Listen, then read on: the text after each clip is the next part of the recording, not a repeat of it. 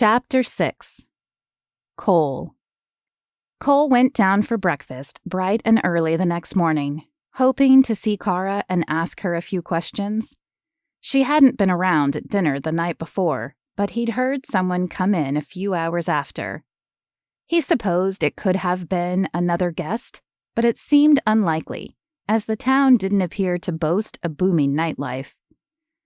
He'd spent last night researching the area, and while it offered the beach and the touristy shops along the main street, there were only a few nightclubs listed on the other end of town. The dining area was bright and airy, reminding him of a poolside cabana. A beachy tan color covered the walls, and each table sported a different, vividly colored tablecloth. He chose the blue table this morning and sat down in the cushioned chair. A paper menu sat on the place setting, and after perusing it, he decided on the meat-filled omelet. "Good morning. You must be my new guest." Cole looked up to find himself staring into Cara's eyes. Though bruised and puffy, he recognized her face from the picture he had spent hours memorizing. All the details were there, but the picture had not captured the beauty in her blue-gray eyes or the definition in her cheekbones. He nodded. "I'm Cole, and you must be Cara." The blink of surprise was the only indication he had caught her off guard. Even the hand holding the pot of coffee didn't shake an inch. She was good. Her head tilted slightly as her eyes perused his face. "I am Cara. Do I know you?" "No, but I was recently acquainted with one of your friends." He watched for any twitch of her face, any tell that she knew what had happened to her coworker. Not a profiler by trade, he had studied enough of it to be aware of certain tells. "Oh?" Her brow lifted slightly, the only hint of her curiosity. "Who do you mean, exactly?" She kept her eyes down as she filled his mug, but he knew she could see him in the corner of her vision. Did he lay out all his cards right now, or keep them close to his chest? Her appearance and demeanor suggested it was more likely she was another victim, rather than a cold-blooded killer. So he might as well tip his hand. "Sergeant Stephen Steele, that name ring a bell?" This time he did catch her tense, but only minutely. It appeared as a muscle twitch in her jaw and the slight color change in her knuckles as her grip tightened on the coffee pot. "I knew Steve. We worked together, but I haven't seen him in at least a year. Not since I retired from the military and opened up this place." She motioned with her free hand to the dining area, as if that settled any issue. So, she was adept at lying. He filed that information away for later use. Though his gut still said she was not his perp, the fact that the lie fell so freely from her lips gave him pause. He picked up his mug and studied her over the rim. That's quite interesting since your fingerprints were found on his doorknob." He took a sip of the hot liquid as he watched the emotions flash across her face. The shock appeared first as her eyes widened to reveal more of the white. Disbelief followed next as her brows inched closer together, creating a tiny crease in between them. Then, like a light switch, she shut them off, and her stoic demeanor reappeared.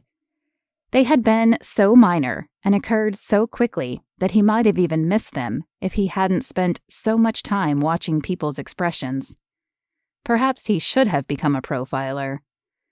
A small seed of pride filled his gut, followed immediately by the question of whether her shock came from his knowledge or from her getting caught. "Who are you?" Her shoulders dropped as her brave exterior faltered. Pulling out another chair from the table, she sunk down into it. He set the mug down and leaned forward. "My name is Cole Davenport. I'm a criminal investigator for Clarksville, Illinois. The better question is, who are you, Cara Hunter? Are you merely a person of interest in this case, or are you a vicious killer?" Her eyes flicked up to his, fire burning in their blue-gray depths. You think I had something to do with his death? Cole leaned back, folded his arms across his chest, and studied her. I think you know something about it. How much is what I'm not sure of yet. She pushed back her chair. Am I under arrest? The heat burning out of her eyes could have started a small fire, but Cole was determined not to let it faze him. Not yet, but I'd certainly like to take you in for questioning. We could do that here, or I could haul you back to Clarksville. Her eyes narrowed at him.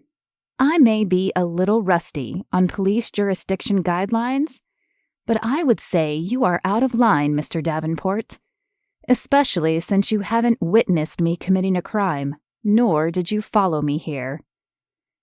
Dang, she was good. And pretty when she was angry. Heck, she was pretty anyway. But something changed in her face when she was annoyed. It became sharper, more angular, making her look like a Greek goddess carved from stone. Cole unfolded his arms and leaned forward again. Well, you might be right about that. I could certainly pick up the phone and ask an officer of Fire Beach to bring you in for questioning. I'm sure they would be happy to cooperate if they knew it involved a murder. She had not expected those words. He could tell from the clenching of her jaw.